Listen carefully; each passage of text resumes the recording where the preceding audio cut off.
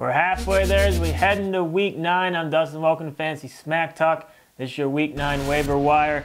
Before we get into it, I do shoot this before Monday night, so just keep that in mind. Thank you to our sponsor, mybookie.ag. All your sports book needs, check them out. They have a great mobile app, so it's easy to get on your phone. Place your bets, do what you need to do. Use the promo code SMACK. You get a sign-up bonus. Click on the link in the description. Check them out.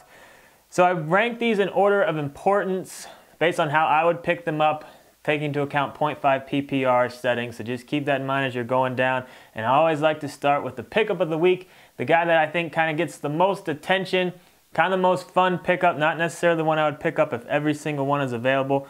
But Juju SmithSchuster, what a game for him.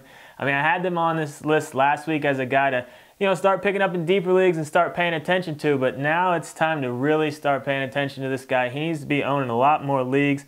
Only owning about 50% of leagues right now, so he did get scooped up in a lot, but he's still available in a lot of leagues out there, and with that high upside that he has on that offense, he needs to be pretty much owned in all leagues at this point. So let's take a look at the running backs. Alex Collins, great game for him Thursday night, only on 35% of leagues. I'm not expecting much from him week to week, but at this point, he's clearly the one to own, I feel, out there in Baltimore. Mack got outplayed by Gore, but still found the end zone. So Mack's still just a guy as the Colts, look more towards the future. I think they're just going to keep giving him more and more touches as the season goes on. Burkhead, I want to talk about, only on 10% of leagues. As we're shooting right now, we haven't heard the extent of the Hogan injury, but it just seems like the Patriots are finding a way to get all their running backs involved. It's kind of crazy. But Burkhead, a ton of touches week 8. And if Hogan, misses time, that could mean even more touches for Burkhead, and just everyone, they get dispersed among all the healthy New England players. So Burkhead should be owned in more leagues after this last week. And then Danny Woodhead, don't forget about him. He should be back week 11. And, he had an amazing start to the season on the first drive before he got hurt. So he's had plenty of time to heal. He should be close to 100%. Don't forget about him. A few more people. DeAndre Washington out there with Oakland. We got a little bit of clarity in terms of who's probably the guy to own with Lynch in terms of the handcuff if Lynch were to go down. I don't know how much it was with Rashard fumbling. Maybe that's why he wasn't getting the touches at the end of the game. But Washington was in on the passing downs late in the game, scooping up a lot of catches.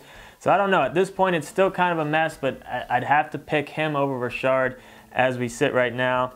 And then I don't have either of the Dallas guys on this list as we're shooting. We haven't heard any news on the Zeke suspension, but obviously if he ends up getting suspended, any league that has Morris or McFadden, you should scoop them up. And also pay very close attention to the trade deadline.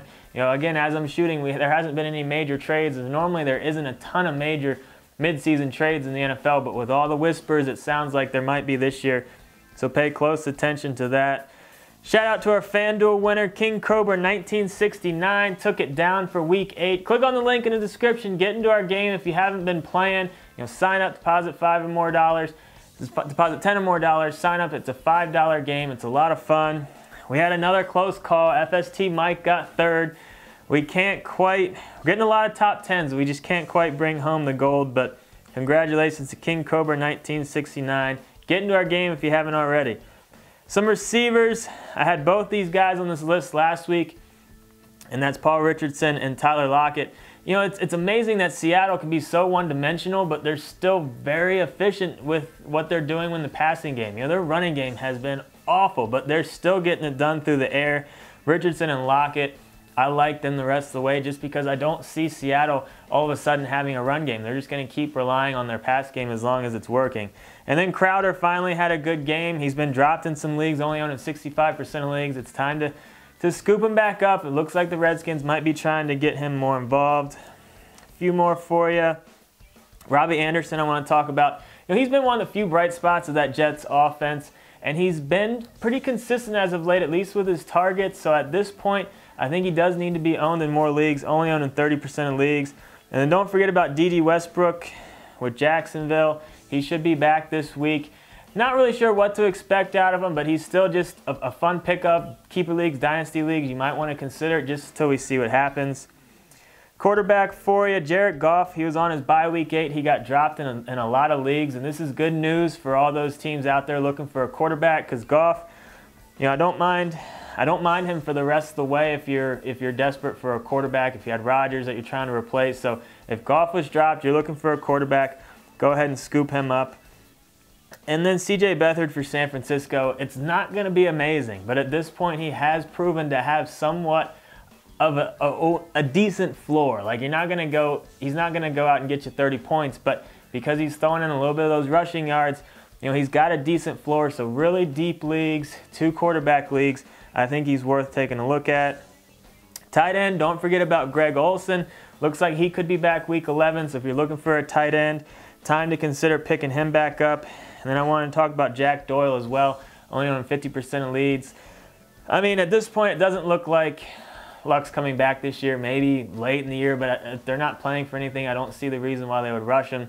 And Brissett has started to really kind of hone in on Doyle, so I think Doyle could have a nice upside from here on out if Brissett stays the quarterback. Then a couple pick up and play defenses for you. I like Buffalo, Thursday night game. They're at New York Jets. Over under on mybookie.ag's 43. Buffalo's -3 in that one. I just think Buffalo's D is decent enough. They should be able to have a solid week against the Jets. And then I don't mind Green Bay going up against Detroit. They're at home. Detroit hasn't had the most success in terms of what they're doing in terms of giving up points to the opposing fantasy defense. Over-under's 43, and Detroit's only a 2-point favorite, so this should be somewhat of a close game. So I see Detroit probably having to throw to not necessarily be able to just run the clock out in the second half. So I think there could be some opportunity for some points for the Packers D. So don't mind Packers D this week. Again, if you got questions, post them in this video. We're going to try to answer as many as we can. Subscribe to our channel if you haven't already. Like this video and get into our FanDuel game.